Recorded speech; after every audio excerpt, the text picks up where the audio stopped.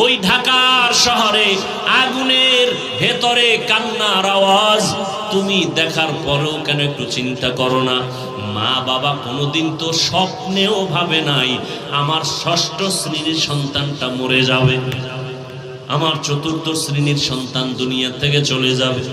ওই সন্তানগুলো কখনো ভাবে নাই বাবার একাই বাপ্পু দোয়া করিও আমি লেখাপড়া করে ডাক্তার হব, ইঞ্জিনিয়ার হব।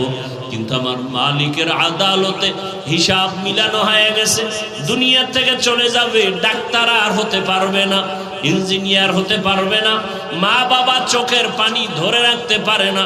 আমার কত স্বপ্ন সন্তানটাকে দিয়া, একটা মা বাবা নিজে না খাইয়া সন্তানের পেছনে সময় ব্যয় করে, নিজের ঘুমের চিন্তা করে না, খানার চিন্তা করে না।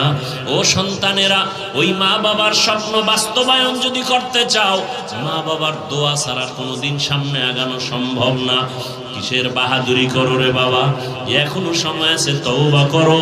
কোন দিন আজরাইল এসে তোমাকে আমাকে নিয়ে যাবে বলা যায় না। তওবা করো আর মনেরে বুঝাও, আমার মতো যুবক যদি স্কুল কলেজে পড়িয়া নামাজ পড়ে আমি পারবো না কেন? তোমার আমার মতো যুবক জেনারেল লাইনে থাকিয়া র্যাব, আর্মি, পুলিশ, বিডিআর এর চাকরি করে 5 ওয়াক্ত নামাজ পড়ে তুমি নিজেকে প্রশ্ন করো তুমি কেন পারবা না? তোমার মতো কত জেনারেল লাইনের সন্তান রাস্তায় গাড়ি চালায়, এক বেলার নামাজও ছাড়ে না, বলো বাবা তুমি কেন পারবা না? তোমার মতো যুবক নদীর মধ্যে মাছ ধরে নামাজ পড়ে তুমি পারবা না কেন? আল্লাহ আমাদের সবাইকে বুঝার তৌফিক দান করে।